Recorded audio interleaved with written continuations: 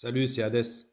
Aujourd'hui, on va plonger dans une histoire qui brille comme l'argent, mais qui finit dans la poussière, celle des frères Hunt, ces milliardaires texans qui ont tenté de s'emparer du marché mondial du métal gris, avant de tout perdre. Si vous aussi vous voulez comprendre comment deux cow-boys ont failli renverser Wall Street à coups de lingots, alors installez-vous, likez, abonnez-vous, si ce n'est pas déjà fait bien sûr, et activez la cloche, parce que ce genre d'histoire, vous ne l'entendrez pas à la télévision. Et surtout, restez jusqu'à la fin.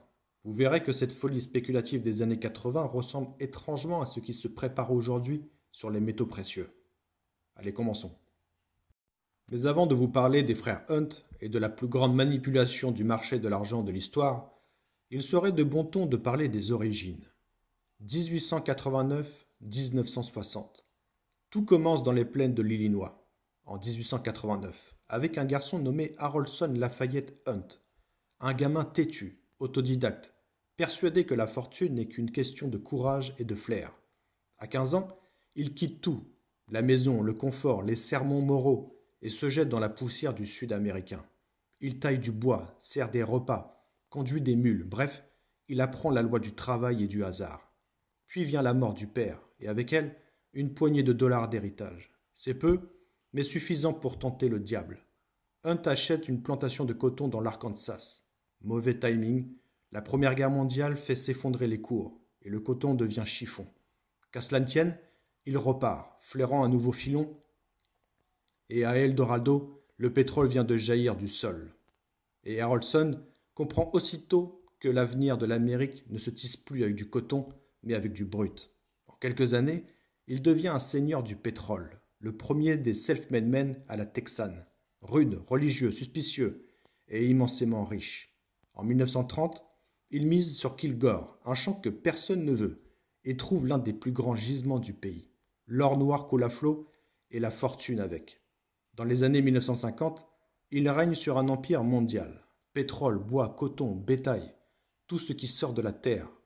Marié 3 fois, radin comme un coffre scellé, anticommuniste jusqu'à la moelle, Hunt se voit en patriarche biblique, gardien d'une Amérique pure, virile, sans état social ni intellectuel. Il déteste Kennedy, au point que certains murmurent son nom dans l'ombre du 22 novembre 1963. Et le ton est donné. Chez les Hunt, on croit en Dieu, au pétrole et à l'argent, dans tous les sens du terme. Là arrive la génération suivante, 1926-1970. Dans les villas dorées de Dallas, la deuxième génération pousse sans contrainte. Nelson Bunker Hunt naît en 1926, dans le parfum du pétrole et la lumière crue des dollars.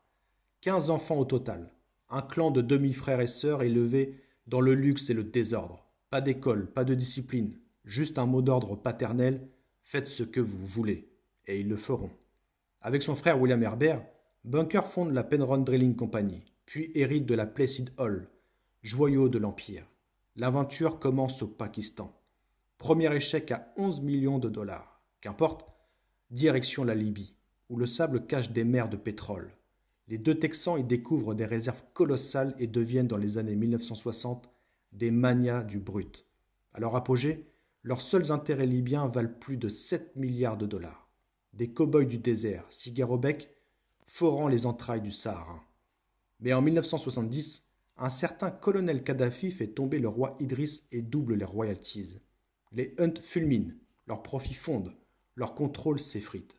Puis vient la nationalisation, le pétrole libyen leur échappe totalement, et avec lui, une part de leur puissance. Le monde change, la croissance s'essouffle, l'inflation monte, les empires pétroliers vacillent, Bunker, déjà méfiant envers les banques et l'État, commence à flairer le désastre. Dans son esprit germe alors une idée folle, une idée d'autodidacte milliardaire persuadé que les gouvernements mentent et que seule la matière a de la valeur. Accumuler le métal pur, l'argent, le vrai. La jeunesse du corner. Nous sommes en 1973. Le premier choc pétrolier éclate et avec lui, la panique inflationniste.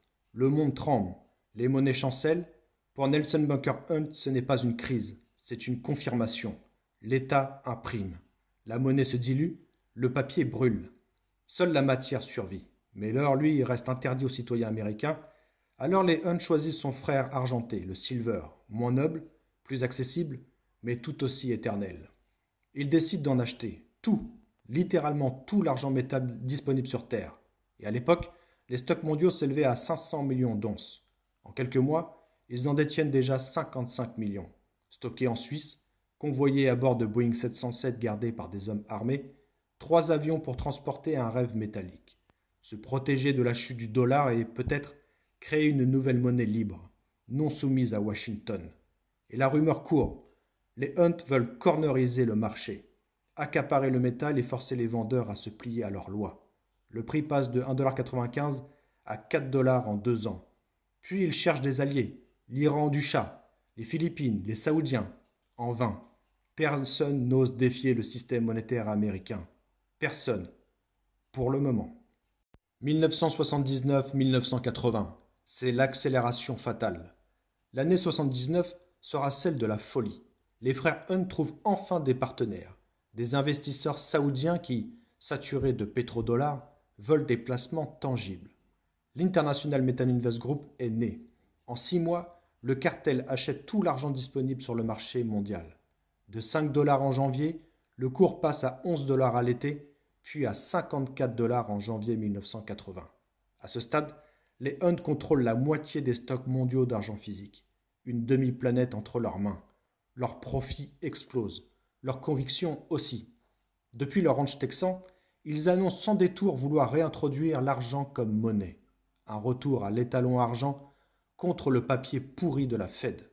C'est la déclaration de guerre la plus directe jamais adressée au pouvoir monétaire américain depuis 1933. Mais un marché n'est pas un royaume. Il est tolérant jusqu'à ce qu'on menace son trône.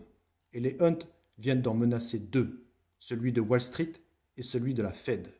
Ce qui était une spéculation devient alors une menace existentielle pour l'État. Le Silver Thursday approche, silencieux comme une guillotine. Et la contre-attaque des autorités ne se fait pas attendre. En janvier 1980, le COMEX et la Réserve fédérale passent à l'action. Les règles changent du jour au lendemain. Les marges explosent, les achats à crédit sont restreints, les contrats plafonnés. Les traders n'ont plus besoin de livrer du métal. Ils peuvent payer en cash. Une phrase, une décision et tout bascule. Le prix s'effondre de 54 à 21 $, puis le 26 mars vient le Silver Thursday. En une journée, l'argent chute à 10,80 $. Les Hunt reçoivent un appel de marge de 100 millions de dollars. Impossible à payer. Les banques paniquent, les fonds explosent, les spéculateurs se suicident. Le rêve de monnaie libre s'écroule dans un fracas métallique.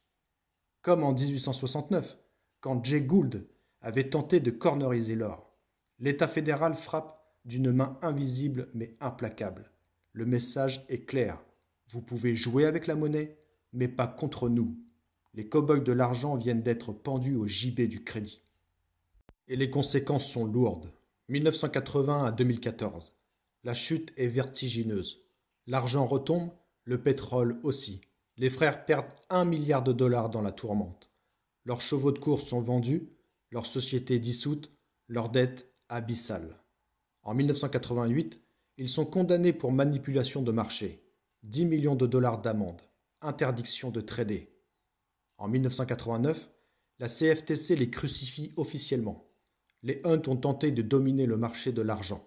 Bunker, jadis milliardaire, ne vaut plus que 10 millions de dollars. Une misère.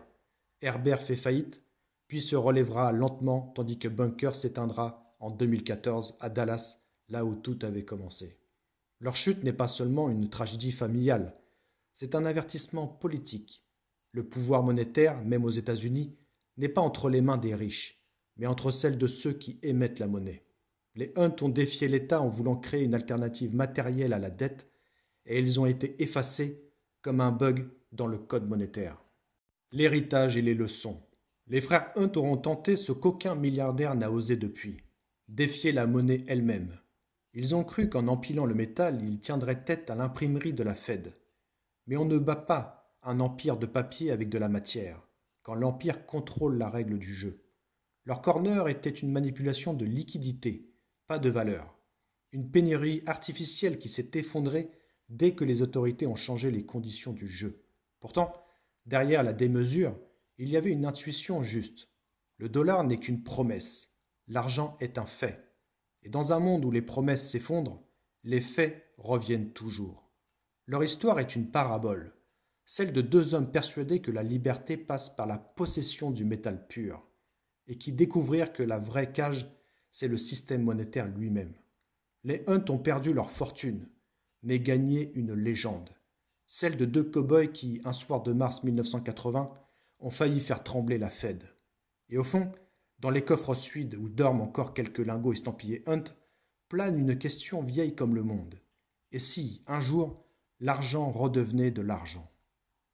En conclusion, l'histoire des frères Hunt s'achève dans le fracas d'un crack, d'un rêve brisé et d'un avertissement gravé dans les lingots du passé. Mais aujourd'hui, la partie n'a plus rien d'un simple pari de milliardaires texans. Ce n'est plus une bulle spéculative isolée, c'est une crise structurelle. L'argent métal n'est plus seulement un instrument de manipulation ou de convoitise, c'est le thermomètre d'un monde qui chauffe trop vite. Nous sommes entrés dans une ère où la dédollarisation s'accélère, où les dettes publiques atteignent des abîmes que même les Hunt n'auraient pas osé imaginer, et où chaque tension géopolitique, de l'Ukraine à Taïwan en passant par l'Iran, secoue les fondations d'un système monétaire à bout de souffle. Ce n'est plus une histoire de deux hommes contre Wall Street, c'est le monde entier contre la rareté. Et quand l'argent physique commence à manquer, ce ne sont plus les cow-boys qui paniquent, ce sont les banques centrales.